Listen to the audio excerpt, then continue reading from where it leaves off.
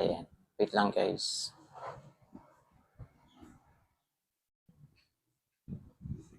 Ayan. So, ayun. Kamusta kayo mga kayo? Welcome po dito sa ating YouTube channel, Super Q TV. Ayan. So, disclaimer lang guys, yung video nito ay ginawa ko para magsilbing update na rin para sa mga nagtatanong po sa atin about po dito sa pagkawala ng binata. Ayan, sa Aklan River guys, si Joras Flores. So, exactly kahapon po, May 29, yung kanyang ika-4 months ng pagkawala. Ayan. So, yung status kasi guys ng pagkawala ni Joras Flores hanggang ngayon ay missing pa rin po siya kasi wala man namang nakikitang katawan ni Joras Flores. So, yung pag-asa, yung hope na makabalik po si Joras Flores ay nandun pa rin yan sa kanyang pamilya guys, na umaasa pa rin na kahit paano ay makabalik pa rin si Joras Flores mga crew. So ngayon, itong update na to guys ay tugon na rin para dun sa mga nagtatanong sa akin. Kasi sa totoo lang guys, sobrang dami pong nagtatanong sa akin, lalo-lalo na sa Facebook. Kasi nga po, open po yung messenger ng aking Facebook. Ayan, so marami talagang nagtatanong. Ayan. So, kasi marami pong nakapalo sa Facebook natin, guys. Nung na-vlog natin yan, yung pagkawala ni Joras Flores. So, yun pa lang, guys. Sobrang dami nagmamahal kay Joras Flores at naghihintay ng update. Siyempre, nagtatanong din sila. Ayan, sir, ano na pong status sa pagkawala ni Joras Flores? Kung nakita na ba? Ayan, kamusta na po yung update? Ayan, so ako kasi guys, hindi na po talaga ako nagbibigay ng update doon sa Facebook. Ayan, so at kahit dito po sa YouTube, ay hindi na rin po ako halos nag-update. So, although ngayon, yung kanyang ika-4 months, so siguro deserve nyo naman na kahit papano ay magkaroon din po ng update. Ayan, para kahit papano, meron din po kayong balita about po dito kay Joras Flores. So, ito guys, ito na po yon.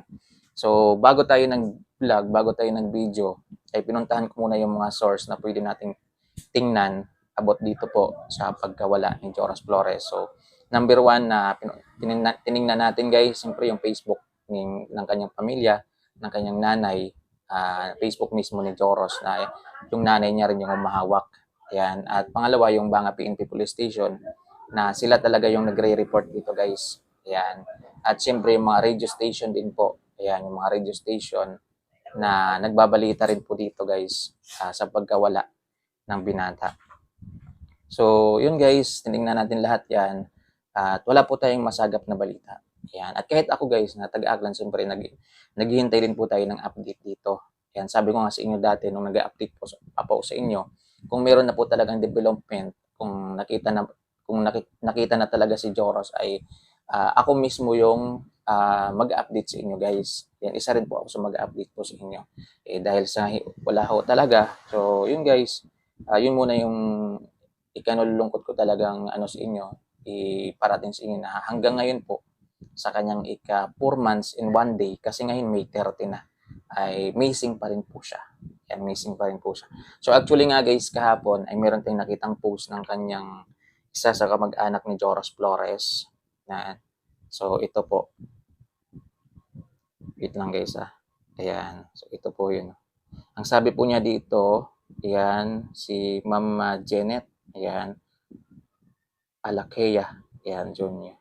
Ayan, sabi po niya dito, exactly today, 4 months ka na wala, nakapauli, Kuya Joros. Ayan, 4 months na daw na hindi pa nakauwi si Joros Flores. Balik ka na, miss ka na namin. Everyday ginahulat ka gid sang tanan. Araw-araw hinihintay po siya ng lahat. So, doon pa lang guys sa post na yon, nandun pa rin yung hope, nandun pa rin yung pag-asa ng pamilya ni Joros Flores na makabalik po siya. At sana guys ay kahit dasal po natin, sama po natin sa dasal natin na sana po ay kahit paano ay makauwi na rin po si Joros Flores sa kanyang pamilya. Yan. At ito pa guys yung isa. Yan, kasi meron tayong magandang balita kasi isa sa mga pangarap ni Joras Flores ay nabili na rin nila guys. Ayan, dito sa kanyang Facebook. Yung kanyang Facebook na ito guys, yung kanyang mother siguro yung umahawak, itong Joros Relojo Flores. Ayan. 5 days ago po siya na nakapost. Ito yung nakabili na sila ng tricycle. Yun, congrats po. Ayan, ayan na nakabili sila ng tricycle. Ayan, so basahin natin yung caption. Ayan, thank you Lord sa blessing. Ito ang unang hiniling ni Kuya Joros nung nakakasama pa namin siya. Kaya ito ang una kong tinupad para sa kanya at sa pamilya namin. Yan. So, yan daw talaga guys, yung hiling ni Joros nung nakakasama pa siya ng kanyang pamilya. Kuya, ito na be, nasasakyan na namin at pangalan mo at ni Raven, una kong pinalagay dito. Ayan. So, yun no, yung nakapangalan sa tricycle, Joros Raven. Ayan. Di ba sabi mo nung December kukuha tayo ng motor para gawing tricycle at yung isa nating motor ay gagawing service sa school. Pero saan ka na ngayon, nak? Alam ko ikaw ang dahilan kung bakit namin natutupad ito. Pero di ko pa matanggap na tanan imong plano, na lahat ng iyong plano ay natutupad. Pero bakit ikaw mando na duga? Yan. Hindi na nila matanggap guys na lahat ng kanilang plano ay natupad pero si Joros naman daw yung nawawala. Yan. Pero nak, sa puso't isip ni mama mananatili kang buhay habang nabubuhay ako. I love you kuya. I miss you. So yun po guys. Yung caption ng video na ito. Medyo nakakalungkot na nakakatuwa. Mga cute. Dahil nga ito, isa sa mga pangarap talaga ni Joros Flores to guys. Sabi niya kanyang mama na magkaroon sila ng tricycle. At yung isang nilang motor ay magiging service ni Joros Flores sa eskwelahan. Yan. Yung nakakalungkot lang, siyempre, natupad nila yung pangarap. Pero ngayon, missing pa rin si Joros. So, siyempre guys, magiging masaya lang po talaga yan dahil kung nandun si Joros Flores na ito nagkaroon sila ng tricycle. So, sa pamilya po ni Joros Flores, ayan, ano lang talaga, tiwala lang po talaga. Ayan. At guys, isama po natin sa dasal natin. So, yun guys, 5 days ago po yan. Ayan, 5 days ago po yan. So, ngayon yan lang po muna yung update ko sa inyo mga view. Ayan, pasensya na muna kayo kasi wala pa po talaga tayong magandang update. Kasi ako sa totoo lang gusto ko rin mag-update sa inyo na guys, ito nakita na po siya. Pero hanggang ngayon wala pa po. So, ulitin ko po, itong video na ito ay ginawa ko po para magkaroon din po kayo ng update. And magkaroon din po ng balita yung mga nakapalo po sa atin dito at umaasa na makikita pa si Joros Flores.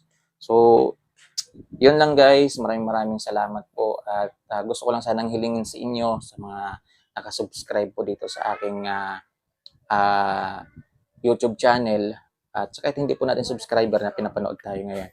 Sana po isama po natin sa panalangin natin na sana po ay makabalik na po si Joros Flores sa kanyang pamilya. So, yun lang guys. Maraming salamat. At sa pamilya po ni Joros Flores, tiwala lang po talaga sa Panginoon. Yan.